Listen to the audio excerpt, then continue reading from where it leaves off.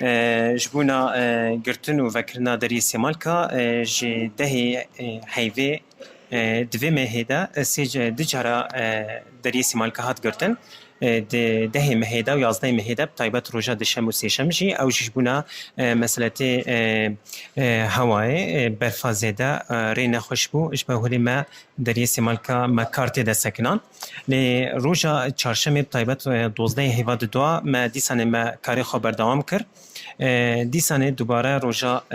پیشم د 13 هیواد دیسانه ما دری سمالکا ما کارت ده راستان او جی نتیجه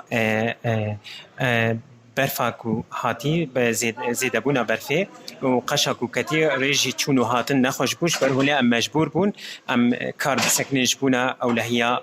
ولاتین کو دچنتن اما جبونا مسئله هاتنا درباس بونا روشاوا ده روج پروژه جی 500 حتی 600 انسانی درباسی روشاوا ده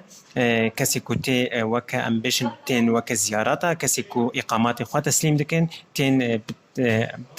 تمامی لروشاوا دمینه جبو مسألتي چونيجي مسألتي چونيجي دما بوريدا وكدما كهات قرتن او ناجيش بنا مسألتنا طايبت هبون ما بهتر ما درفت دان كسين نخوش كسين بو كسين كو حالات نواي جدا هبون وك حالات